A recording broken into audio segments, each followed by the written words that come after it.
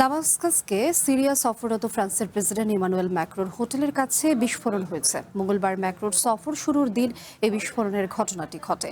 বিস্ফোরণের তীব্রতায় পুরো দামেস্কাসে আতঙ্ক ছড়িয়ে পড়ে। তবে ফরাসি প্রেসিডেন্ট সম্পূর্ণ নিরাপদে আছেন বলে জানিয়েছেন তার কার্যালয় এলিজি প্যালেস। বিস্ফোরণের সময় প্রেসিডেন্ট ম্যাক্রোর গাড়িবহন হোটেল ছেড়ে বের হয়ে যায় বলেও জানানো হয়। এমনকি তার সাথে থাকা ফরাসি সাংবাদিকদের দলও কোনো ধরনের বিশৃঙ্খলা টের পাননি।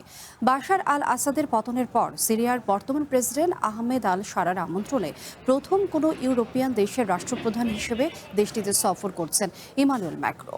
বিস্ফোরণের পর সিরিয়ার প্রেসিডেন্ট আহমেদ আল শারার সাথে বৈঠকও করেন ম্যাক্রো। ১৩ বছরের গৃহযুদ্ধে ধ্বংসস্তূপে পরিণত হওয়া সিরিয়া পুনর্গঠনে পশ্চিমা ও মধ্যপ্রাচ্যের দেশগুলোর সমর্থন আদায় করতে সিরিয়ার জন্য ফরাসি প্রেসিডেন্টের এই সফর খুবই গুরুত্বপূর্ণ বলে মনে করা হচ্ছে।